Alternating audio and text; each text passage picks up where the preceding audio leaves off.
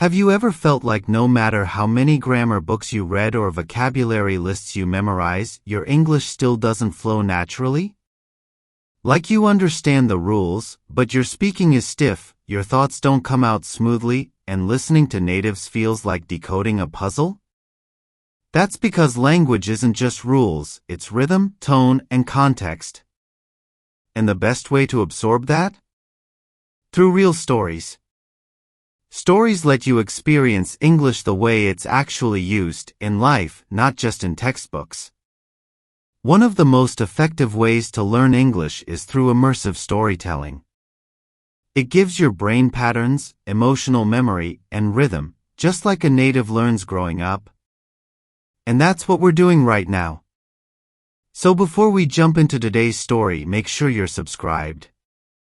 You'll get new real-world English exposure every day, and that consistency is key to fluency.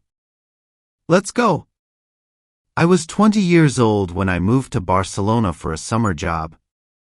I didn't know the language, didn't know the city, and didn't really know what I was doing with my life. But I had a cousin there who worked for a property management company, and he got me a short-term gig cleaning luxury apartments between rentals. On my first day, they handed me a set of keys and an address scribbled on a slip of paper.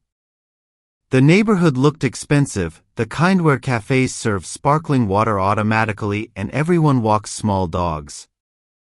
The building was tall, modern, with polished elevators and silent hallways. I entered the apartment and paused. The place wasn't just clean, it was designed. There were minimalist white sofas, sleek kitchen surfaces, and a display of jerseys in glass frames on the hallway wall. I recognized one of the names immediately, Messi. There were newspaper clippings in Spanish, photos of stadiums, and a pair of signed cleats on a shelf. I messaged my cousin, "Are you sure this is the right place?" He replied, "Yeah. It used to be Messi's. Now it's rented to guests. Just do your job, take no photos." So I got to work. I changed sheets on beds that looked untouched, folded towels with exact corners, and wiped counters that were already spotless. As I moved around the space, I found little things that made it feel real: a forgotten sock behind a dresser, a half-used bottle of cologne in the bathroom, and a scuff mark near the door, maybe from a bag being dragged out in a rush. I tried not to imagine Messi brushing his teeth in the same mirror, or eating cereal in the seat where I now stacked dishes. But it was hard not to. In the kitchen, I practiced English under my breath. "This is the sink. I am cleaning the sink. The counter is smooth." It felt silly, but I was trying to build habits, speak even when alone, use full sentences, describe what I saw. That's what my English tutor back home told me to do.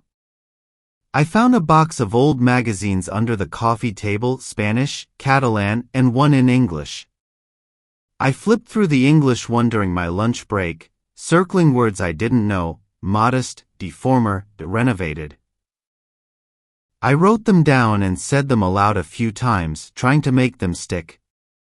I spent the rest of the afternoon dusting invisible dust and organizing the bookshelf alphabetically. When I left, I looked around one last time. It didn't feel like a place for tourists, it still felt like someone's home. Later that week, I was assigned to a different apartment. Not as famous. No framed jerseys. But I kept doing what I did in Messi's place, talking to myself in English, describing my tasks, and using any English reading material I found.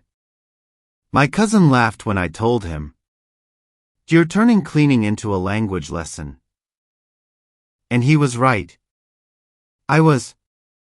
By the end of the summer, I hadn't just earned some money, I had improved my speaking, my vocabulary, and my confidence. Not by memorizing flashcards. By living the language. Now let's recap what you've learned from today's story. You heard the natural use of English in a real-life context, describing spaces, actions, feelings, and routines. Vocabulary like the luxury, the minimalist, the assigned, the alphabetically, and expressions like a get to work, the make something stick, and a scribbled on a slip of paper are common in native speech but rare in textbooks.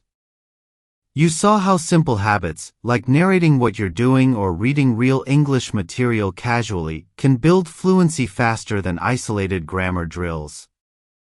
And perhaps most importantly, you understood how language connects to real experience. That emotional link helps you remember not just words, but how to use them. We do this every day, new stories, new lessons, all designed to help you learn English in the most natural way possible. Subscribe now and never miss a chance to improve. And tell us in the comments, what's the most unusual place you've used English to learn?